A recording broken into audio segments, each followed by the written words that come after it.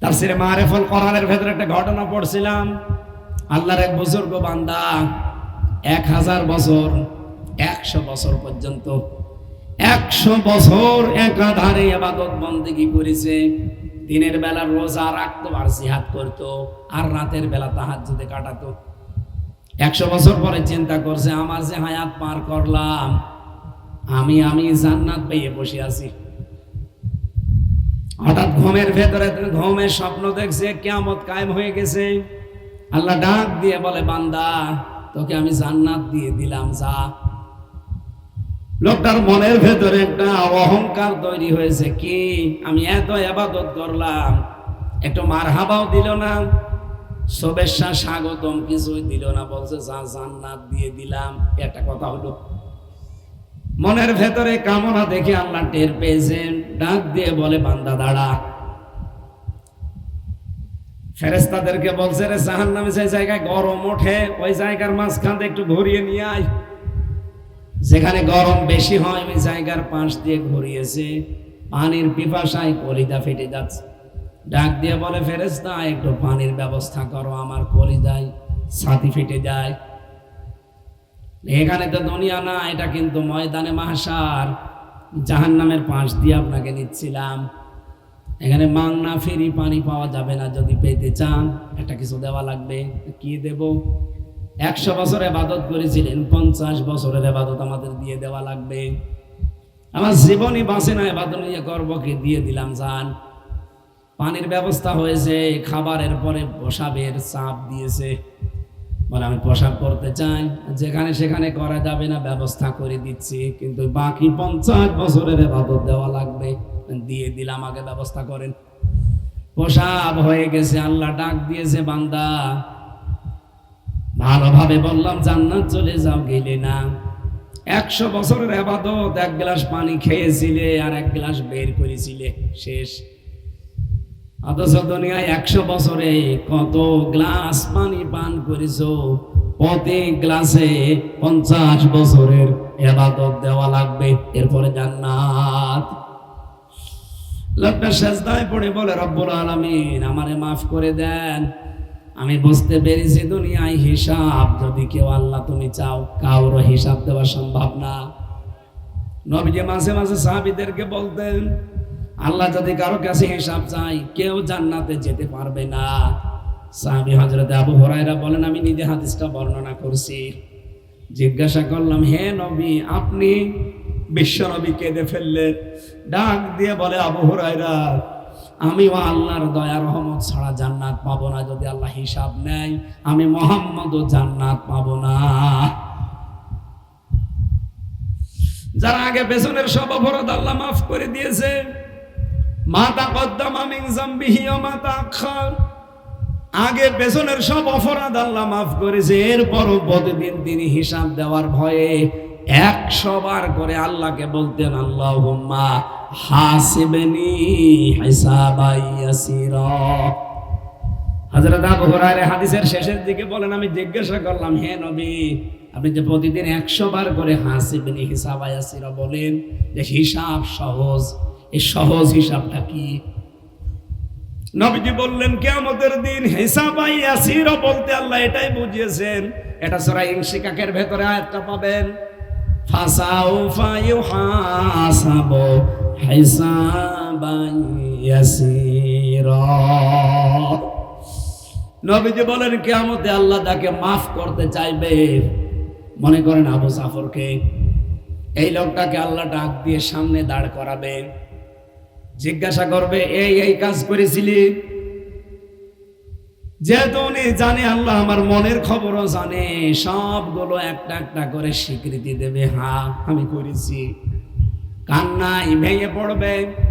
রব্বুল আলামিন শেষে বলবে, যা, তোরে গোপনে মাফ করে দিলাম, কাউকে কিছু বলবি না, জান্নাতে চলে যা। এর নাম হিসাবান ইয়াসিরা। পরকীয়া প্রেম করলে এই হিসাবটা হবে না, আপনার হিসাব আরো কড়া হবে, কঠিন হবে। পরকীয়া প্রেমে যারা লিপ্ত আছেন, 3টা ক্ষতি হবে আপনার দুনিয়ায়। 1 নম্বরে আপনার চেহারার উজ্জ্বলতা আল্লাহ নষ্ট করে দিবে। কি কথা বলেন না কেন? 2 নম্বরে রিজকের অভাব দেখা দেবে জীবনে আপনার। রিজিক মানে শুধু খাবার না, রিজিকের স্তর আছে 4টা। এই সমস্ত স্তরগুলোতে অভাব দেখা দেবে আপনার। 3 নম্বরে, মরণ যখন হবে ঈমান পাবেন না, বেঈমান হয়ে মরে যাবে। এরপরও পরকীয়া প্রেম ছাড়বেন না। কারা হাত তোলেন তো? একজন কি আপনার কি লাইন চলছে? মুরব্বী মানুষ আপনি নাউজুবিল্লাহ, ও তো না বুঝে হাত পেতেছে। বাবার লোক মনে হয়, বাবা শাহজালাল সব হালাল কাছে। মরণের পর পরকীয়া প্রেমে যারা আছে, এরা নারী হোক আর পুরুষ হোক, আরো 3টা আযাব আল্লাহ বাড়িয়ে দেবে। 1 নম্বরে কবরে দেওয়ার সঙ্গে সঙ্গে শাস্তি শুরু হয়ে যাবে। 2 নম্বরে কিয়ামতের দিন আল্লাহ বিচারটা কঠিন করবে। 3 নম্বরে আপনাকে সরাসরি আল্লাহ নিজে জাহান্নামে পাঠাবে। হাদিসটা পড়ার পরে চিন্তা করলাম, এত কঠোর কেন পরকীয়া প্রেম? এত যে সেই করে দেখি, এত কড়া কেন এ ব্যাপারে? কারণ পরকীয়া প্রেম করলে দেখবেন 2টা সংসার নষ্ট হয়ে যায়। এক কথা বলেন না কেন? অথচ একটা মানুষকে দুনিয়া থেকে হত্যা করার প্রাণ যদি কেউ করে, কোরআন বলছে তামাম দুনিয়ার সব মানুষকে মেরে ফেলার প্ল্যান যেন সে করল। একটা মানুষকে যদি বাঁচিয়ে দেওয়ার কেউ প্ল্যান করে, বাঁচিয়ে রাখার চেষ্টা করে, তামাম দুনিয়ার সব মানুষকে সে যেন বাঁচিয়ে রাখার চেষ্টা করল। তামাম পৃথিবী ধ্বংস হয়ে যাওয়া আল্লাহর কাছে এটা কোনো ব্যাপার না, কিন্তু একটা মানুষকে হত্যা করা আল্লাহর কাছে এর চাইতে কঠিন ব্যাপার। পরকীয়া প্রেমের দ্বারা সংসার নষ্ট হয় কয়টা? আরো জোরে কি রাগ হয় আল্লাহ টের পাচ্ছেন? এই জন্য আপনাকে এত সুন্দর চেহারা আল্লাহ দিয়েছেন, এরপরও আপনার চেহারার উজ্জ্বলতা আল্লাহ নষ্ট করে দেবে। ওয়ালাকাদ কাররামনা বানি আদম, আমি বনি আদমকে সবচেয়ে সম্মান দিয়েছি। শুধু এতটুকু না, লাকাদ খালাকনাল ইনসানা ফি আহসানি তাকওয়িম, এ পৃথিবীতে যত আকৃতি আমি বানিয়েছি সবচাইতে সুন্দর আকৃতি দিয়েছি আমি আল্লাহ মানুষকে। অথচ এই আকৃতিটা আল্লাহ নষ্ট করে দেবে। চেহারার ভেতরে একটা উজ্জ্বলতা আছে, কালো হলো একটা উজ্জ্বলতা ভাব থাকে, ওইটা আল্লাহ নষ্ট করে দেবে। 2 নম্বরে, আপনার রিজিকের যে স্তরগুলো আমি বলছি, এটা তাফসীরের ভেতরে ফি জিলালিল কোরআনে আছে। রিজিক মানে শুধু খাবার না, এখানে 4টা স্তরের কথা আছে রিজিকের। এই 4টা বিষয় আল্লাহ আপনার থেকে বরকত তুলে নেবে, অভাব দেখা দেবে আপনার। এই যে সম্মান, এটাও রিজিক, এটা নষ্ট হয়ে যাবে। এই যে খাবার খান, এটাও রিজিক, এটাও নষ্ট হয়ে যাবে। ক্ষমতা পাওয়ার জন্য মানুষ চেষ্টা করে, ওইটাও রিজিক, ওইটাও আপনি হারাবেন। সবচাইতে বড় বিষয় হচ্ছে মারা যাওয়ার সময় আপনি ঈমান পাবেন না। আপনি নামাজি হতে পারেন, রোজাদার হতে পারেন, হজ করে আসতে পারেন, পরকীয়া প্রেম যদি বন্ধ না করেন আপনি বেঈমান হয়ে মারা যাবেন। বলেন নাউজুবিল্লাহ। আমার মনে হয় এখন আপনাদের ছেড়ে দিতে মনে চাবে কি? ঘৃণা করে ছেড়ে দেবেন। মরণের পরে যে শাস্তিগুলো তো আরো ভয়ঙ্কর শুনলেন। কবরে দেওয়ার সঙ্গে সঙ্গে উপরে আমরা ফুল দেব, মোজাইক পাথর দিয়ে টাইলস লাগিয়ে সুন্দর করে রেখে আসবার ভেতরে আল্লাহ নিজে আগুন লাগিয়ে দেবে। লাহুম মিন জাহান্নামা মিহাদু ওয়া মিন ফাওকিহিম গাওয়াশ। সূরা আরাফের ভেতরে আমি পেয়েছি, মানুষকে আল্লাহ কবরে দেওয়ার সঙ্গে সঙ্গে নিচে জাহান্নামের চাদর লাগিয়ে দেবে, নিচে জাহান্নামের বিছানা বিছিয়ে দেওয়া হবে, আর উপরে আল্লাহ চাদর দিয়ে ঢেকে দেবে জাহান্নামের। 2 নম্বরের শাস্তি তো আরো কঠিন। আল্লাহ বলেন আমি ওর হিসাবটা কড়া করব। হিসাবের জন্য নবীজি প্রতিদিন 100 বার করে দোয়া করতেন, আল্লাহুম্মা হাসিবনি হিসাবা ইয়াসিরা, আল্লাহ তুমি আর যাই করো আমার হিসাবটা সহজ করে দিও। অথচ তারা দুনিয়ায় পরকীয়া প্রেমী আছেন, তাদের হিসাব হরে বড় কঠিন এবং ভয়ঙ্কর। আল্লাহ যদি 1 গ্লাস পানির হিসাব কারো কাছে চায় সে দিতে পারবে? বলেন বলেন। তাফসীরে মারিফুল কোরআনের ভেতরে একটা ঘটনা পড়ছিলাম। আল্লাহর এক বুজুর্গ বান্দা 1000 বছর 100 বছর পর্যন্ত 100 বছর একাধারে ইবাদত বন্দেগী করেছে। দিনের বেলা রোজা রাখতো আর জিহাদ করতো, আর রাতের বেলা তাহাজ্জুদে কাটাতো। 100 বছর পরে চিন্তা করছে, আমার যে হায়াত পার করলাম, আমি জান্নাত পেয়ে বসে আছি। হঠাৎ ঘুমের ভেতরে ঘুমের স্বপ্ন দেখছে কিয়ামত কায়েম হয়ে গেছে। আল্লাহ ডাক দিয়ে বলে, বান্দা তোকে আমি জান্নাত দিয়ে দিলাম, যা।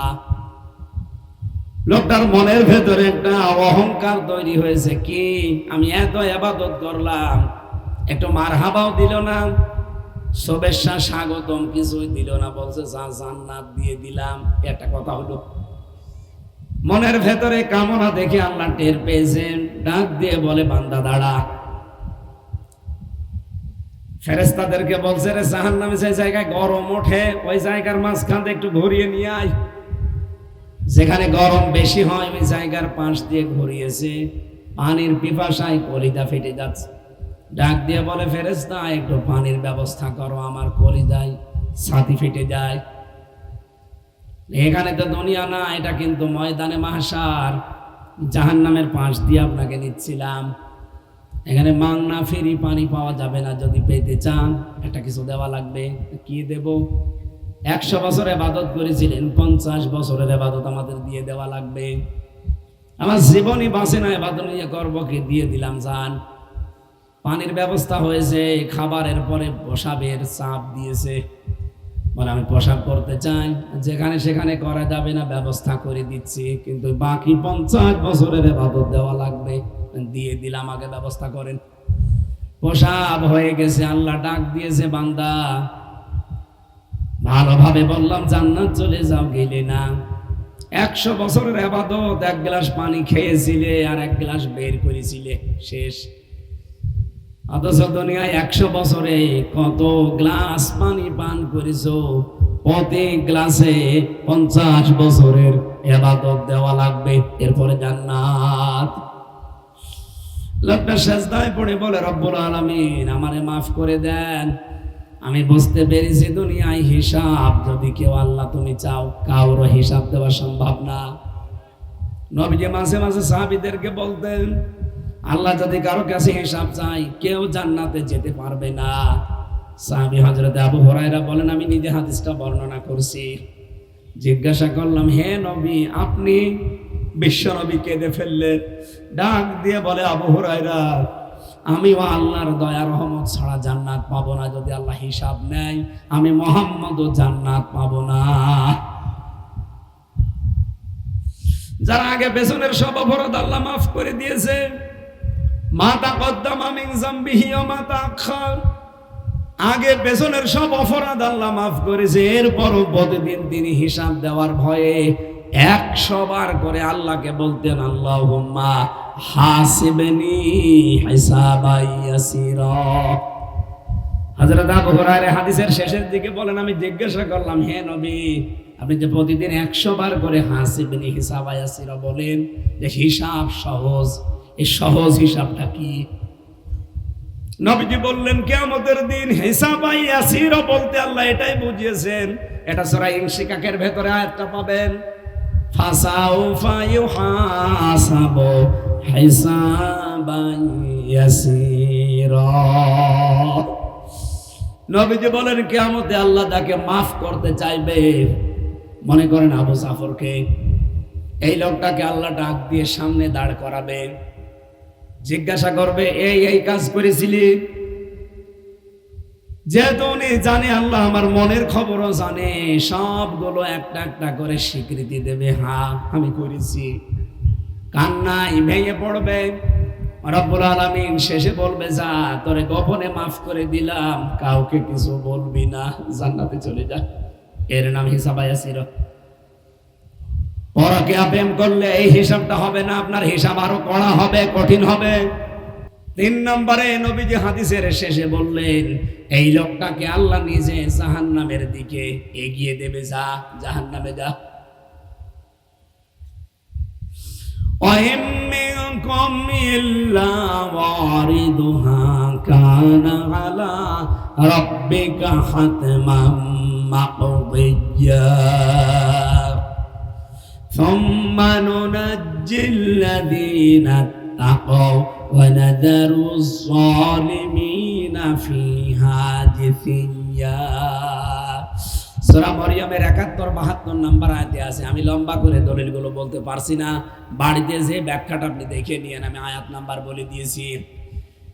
যে কথাটা তুলেছিলাম পরকীয়া প্রেম, এই শব্দটা থেকে, যেহেতু বাস্তবে বহু মানুষ এই রোগে রোগী আছে, আল্লাহ রাব্বুল আলামিন কোন পুরুষের নামে কোরআনে সূরা দিলেন না, মেয়েদের নামে দিয়েছেন। নবীজি বলছেন আমার কাছে আমার নিজের স্ত্রী পছন্দনীয়, ভালো লাগে, আমি ভালোবাসি। আমাদের উচিত হবে স্ত্রী লোক মানে নিজের স্ত্রীকে ভালোবাসা।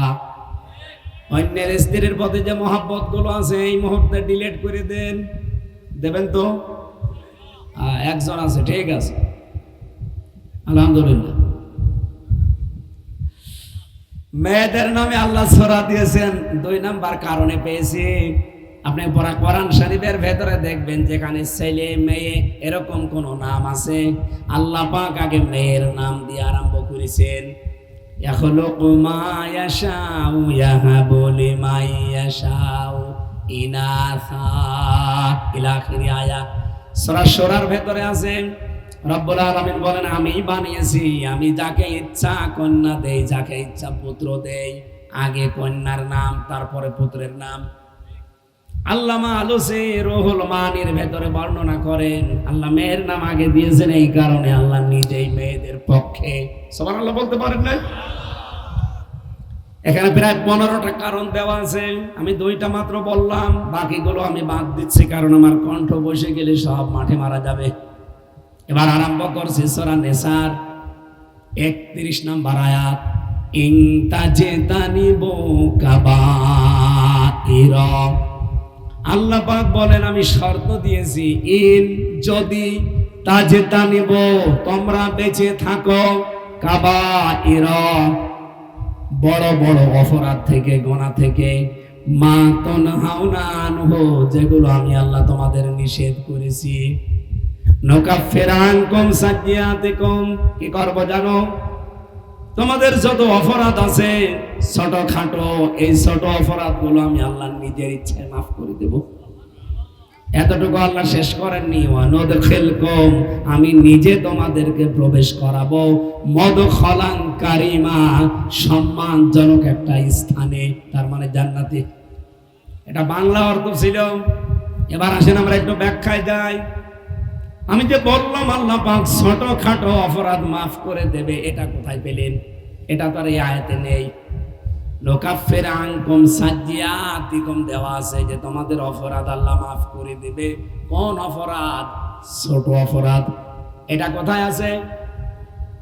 সূরায়ে কালকে যে ব্যাখ্যাটা করেছিলাম সূরা নজম 32 নম্বর আয়াতের প্রথম অংশে পাবেন, আল্লাযীনা ইয়াজতানিবুনা কাবায়িরাল ইসমি ওয়াল ফাওয়াহিশা ইল্লাল লামাম।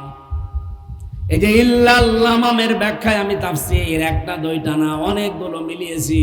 মুফাসসিরিন کرام জানাতে চেয়েছেন তোমরা যদি বড় বড় অপরাধ মানে কবিরা গুনাহ থেকে নিজেকে বাঁচিয়ে রাখতে পারো, ছোটখাটো অপরাধ আল্লাহ তার গফফার নামের খাতিরেই মাফ করে দেবে।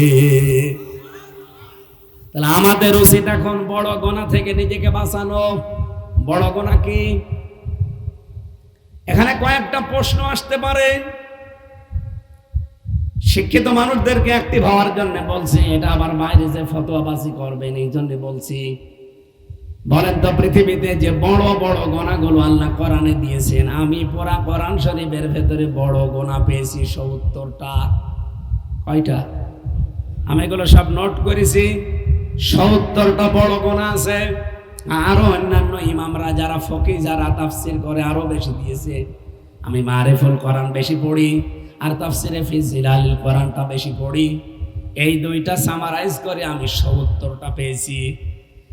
1 নম্বরে আল্লাহর কাছে বড় গুনাহ হচ্ছে আল ইশরাকু বিল্লাহ, আল্লাহর সাথে শিরিক করা। আমি যদি শিরিক থেকে বেঁচে থাকতে পারেন, এখন শিরিক কাকে বলে? এত কড়া কথা আল্লাহ কোন গোনার ব্যাপারে দিয়েছেন বলে আমি জানি না। ইন্নাল্লাহা লা ইয়াগফিরু আন ইউশরাকা বিহি ওয়া ইয়াগফিরু মা দুনা যালিকা লিমান ইয়াশা। আল্লাহ বলেন সব অপরাধ মাফ করে দিলেও দিতে পারি, কিন্তু শিরিক মাফ হবে না যতক্ষণ তওবা করে ফিরে না আসবে। কত বাস্তব কথা দেখলেন, কত কঠিন মারাত্মক কথা। এমনকি আয়াতের ব্যাখ্যা পড়তে গিয়ে সূরা মায়েদার ভেতরে পেয়েছি, ইন্নাহু মান ইউশরিক বিল্লাহি ফাকাদ হারামাল্লাহু আলাইহিল জান্নাহ ওয়া মাআওয়াহুন নার। কোন মানুষ যদি শিরিক করে আল্লাহর সাথে, ওই মানুষের জন্য আল্লাহ ওই দিন থেকে জান্নাত হারাম করে দেয় আর জাহান্নাম ওয়াজিব বানিয়ে দেয়।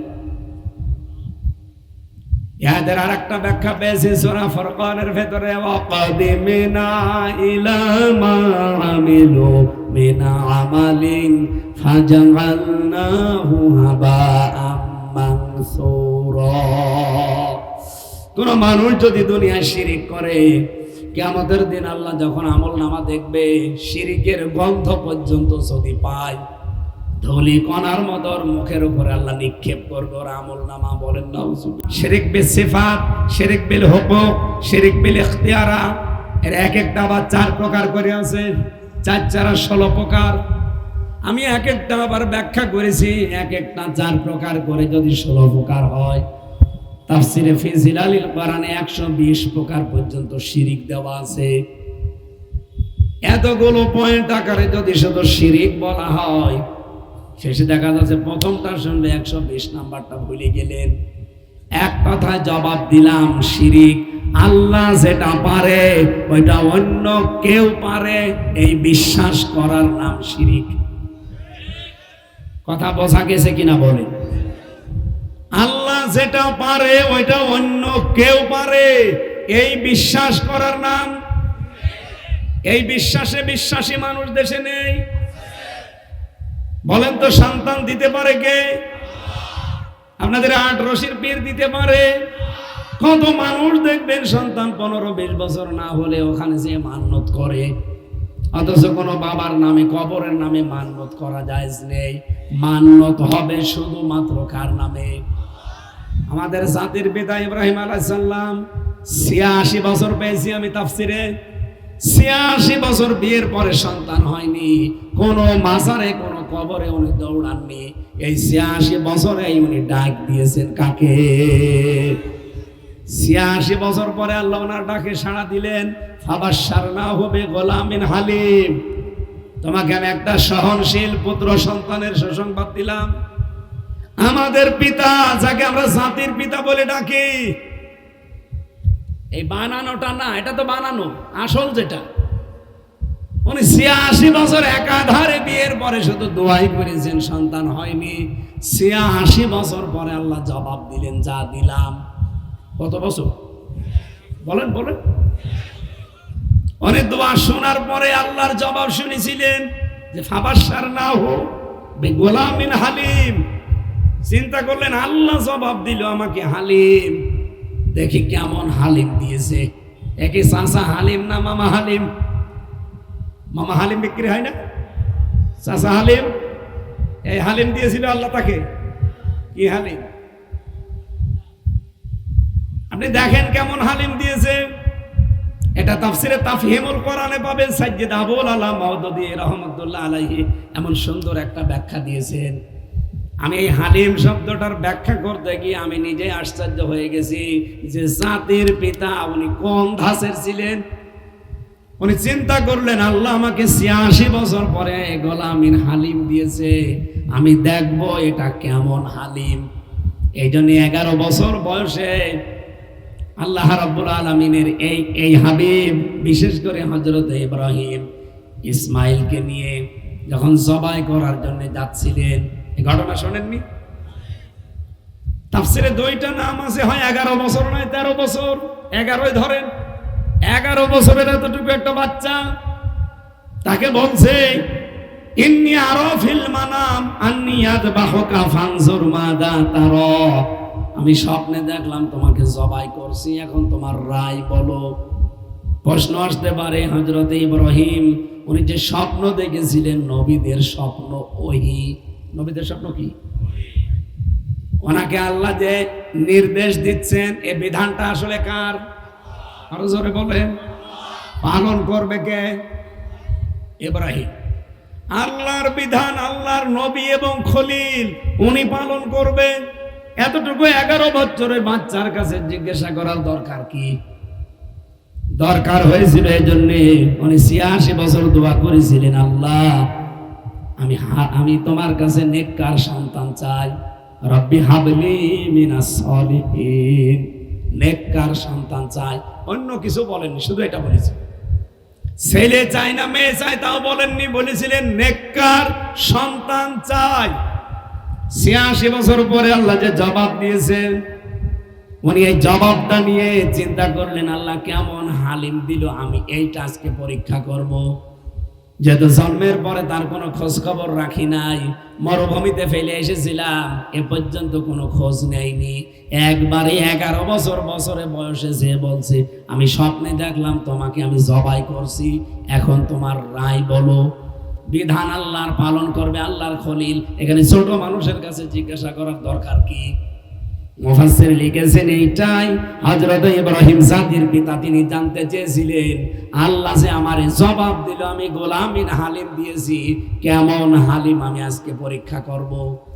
সত্যি সত্যি তিনি যে হালিম ছিলেন জবাব দিয়েছেন, ক্বালা ইয়া আবাতি ফাআল মা তুমার সাতাজিদুনি ইনশাআল্লাহু মিনাস সাবিরিন।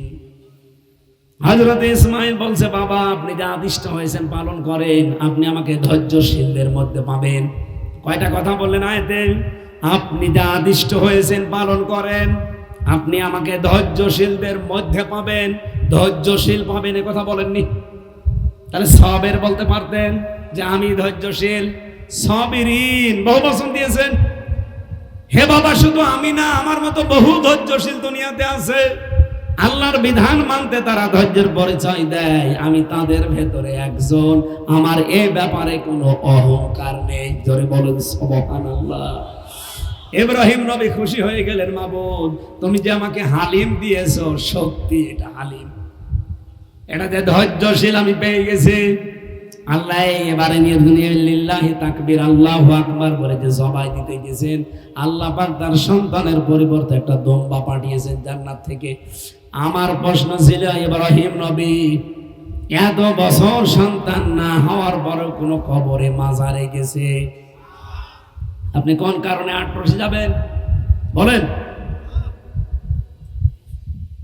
যে শুয়ে আছে ওই কবরের ভেতরে, সে যেই হোক সে বিপদে আছে। নবীজি বলেন, মৃত মানুষ যারাই কবরে আছে তারাই সমুদ্রের ভেতরে আছে। আপনি তার কাছে যে নিজের সমস্যার কথা বলবেন, নিজের সন্তান হয় না সে কথা বলবেন, আপনি প্রকাশ্য শিরিক করে অলরেডি মুশরিক হয়ে গেছেন। আমি আবার রিপিট করছি, আল্লাহ যেটা পারে ওইটা অন্য কেউ পারে, এই বিশ্বাস করার নাম শিরিক। যে করে সে, বলেন বলেন আরো জোরে বলেন। মুশরিকের প্রায় 9টা গুণাগুণ পাবেন দুনিয়ায়। একটা গুণ হচ্ছে এরকম, কাবুরু আলাল মুশরিকিনা মা তাদউহুম ইলাইহি। আল্লাহ পাক বলেন সূরা শূরার 13 নম্বর আয়াতের মাঝে, এটা আছে শেষের আগে। নবী আপনি দিন কায়েমের জন্য, আল্লাহর বিধান কায়েম করার জন্য মানুষকে ডাকেন।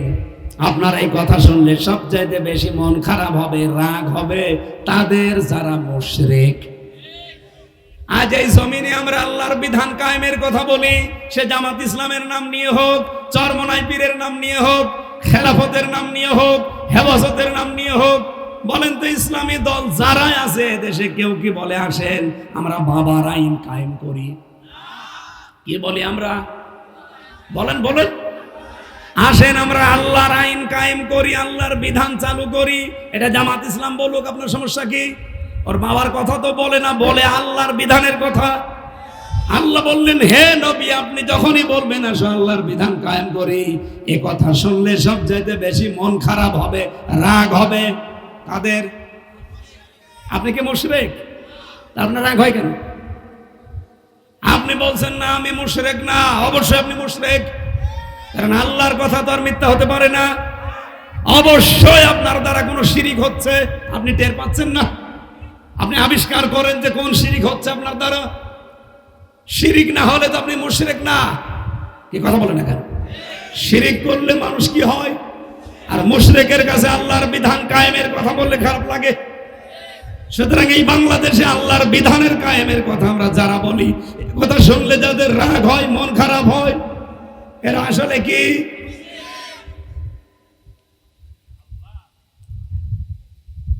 আমি শিরিক বিল জাত, শিরিক বিল সিফাত, শিরিক বিল ইখতিয়ার, শিরিক বিল হুকুক এগুলো ব্যাখ্যা করতে পারলে আরো ভালো হতো।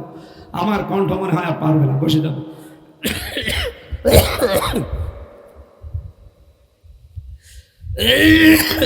গরম পানি দেন তো।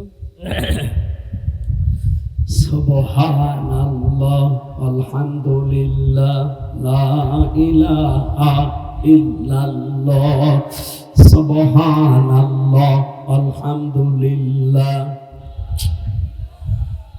ডাক্তারে বারবার বলছিল যে কথা বন্ধ করে রাখেন, 5-6 দিন তাহলে ঠিক হয়ে যাবে, কিন্তু কথা বন্ধ করলে তো মানুষ মানছে না।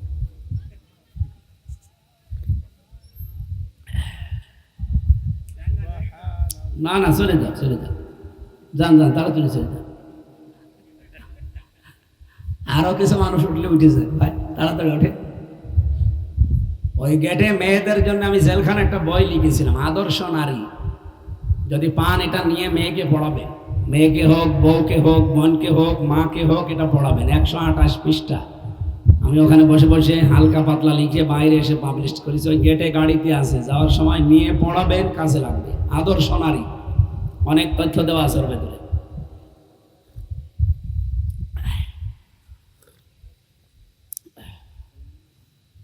জিকির করতে আরম্ভ করেছিলাম, এরা যা আরম্ভ করেছে আমার মনে হয় এদের এই 8 রশিদ দরবারে নিয়ে যাওয়া দরকার। জিকির কি গো, আমি কয়েকবার দেখার জন্য গিয়েছিলাম, ওরা যে জিকির করে, জিকির।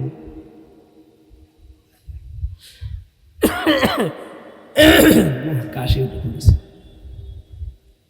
সম্মানিত ভাইরা, এই বড় বড় গোনা যেগুলো আছে এগুলো থেকে মুক্ত থাকা দরকার আমাদের। পিতা মাতার অবাধ্য হওয়া, চুরি করা, ডাকাতি করা, ছিনতাই করা, আর একটা আছে ওটা আমি নাই বা বললাম, চাঁদাবাজি করা। এটা কি বাংলাদেশে আছে? এটা কি গুনাহ? কবিরা গুনাহ। বলেন বলেন। অনেকেই কবিরা গুনাহ করবে, কিন্তু কিছু বলা যাবে না। এদেশে এরকম মানুষ নেই? ও বলছে আমি চাঁদাবাজি করবো, আপনার কি? আপনার কাছে করেছি, যার কাছে করেছি সে তো ভালোই দেয়। এটা যে কবিরা গুনাহ হয়তো ও জানে না। ভাই, যদি আজকে আলোচনা শুনে থাকেন, এটা রেকর্ড হচ্ছে, আপনি এই কবিরা গুনাহ ছেড়ে দেবেন, তাহলে ছোটখাটো যে অপরাধগুলো আমরা করি এগুলো আল্লাহ মাফ করে দেবে। আরো জোরে বলেন। মদ খাওয়া, বলেন বলেন। হারাম মানে কবিরা গুনাহ। আমি জাহাঙ্গীরনগর বিশ্ববিদ্যালয় নিয়ে কিছুদিন আগে একটা তথ্য বলেছিলাম যে ওখানে মদ খায় এমন এমন ছেলে মেয়ে আছে, ওরা বিশ্বাসই করলো না। বাংলাদেশের মানুষ আমাকে পাগল বলল, অথচ কয়েকদিন আগে একেবারে 16 জন হাতে নাতে খাওয়া অবস্থায় ধরা পড়েছে। এখন অনেকে বলছে হামজা হুজুর ঠিক বলেছে। হামজা তো ঠিকই বলে, হয়তো কিছু কিন্তু স্লিপার টান হয়ে মিস্টেক হয় কিছু কথা, সেটার জন্য আমি ভুল স্বীকার করেছি, কিন্তু কিছু বিষয় তো সত্য। এখানে যে মদ ছেলে মেয়েরা খায় এটা প্রকাশ্যে ধরা পড়েছে, 1 জন 2 জন না, কয়জন? 16 জন। এখন ভার্সিটি কর্তৃপক্ষ কি বলবেন? যে এরা ভুল করে খেয়েছে। এই কবিরা গুনাহ থেকে মুক্ত হন। ছোটখাটো অপরাধ আল্লাহ রাখবে না। আর কোনো অপরাধ যদি মাফ হয়ে যায় মানুষের জীবনে, আল্লাহ বলেন ওই জায়গাটা আমি পুরা নেকি দিয়ে পরিবর্তন করে দেই। সম্মানজনক জায়গায় আমি আল্লাহ তাকে পৌঁছিয়ে দিই, তার মানে জান্নাতে।